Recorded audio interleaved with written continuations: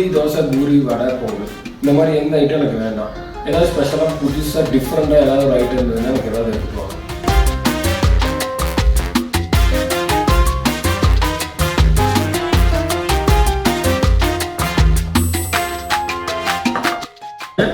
நூடுல்ஸா sir? கம்பா கம்பு சிறுதானிய நூடுல்ஸா? டிஃப்ரெண்டாக கேட்டால் நூடுல்ஸ் கொண்டு வந்து கொடுத்துருக்கீங்க.